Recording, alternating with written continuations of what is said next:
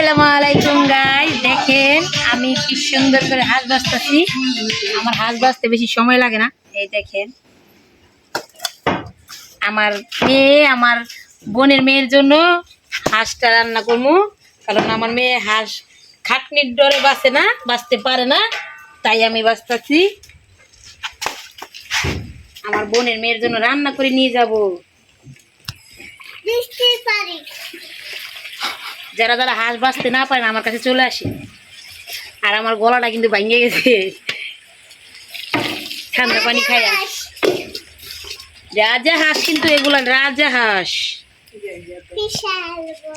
বিশাল বড়। আমার নানু আপাই কিন্তু লগে লগে কথা বলতেছে। আসো আসো আসো আসো আসো নানু আপা আসো। কি হাঁস এটা নানু আপা? কি হাঁস?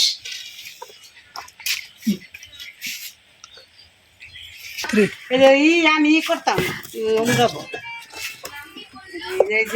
যারা যারা না বাঁচতে পারেন আমার কাছে চলে আসে, পয়সা দিন, ফ্রিতেই পয়সা দিব। আমি মুরগি মুরগি আমি কোন সময় মুরগি আমার মেয়ে মনে হয় দীর্ঘ 3.5 বছর পর হাঁস খাইব। ওই বাচ্চার ডরে এই হাঁস খায় না। আর জামাই ঘুরে গেল, তাও খাওয়াই নাই জামাই রে। হাই গাইস, দেখেন আমার মাংসটি সব কোটা হয়ে গেছে মাশাআল্লাহ দিলে। দেখেন দুইটা হাঁসে কচুরি খোলা মাংস আছে। আমরা ফ্যামিলির সবাই খাইও বেশি হইব।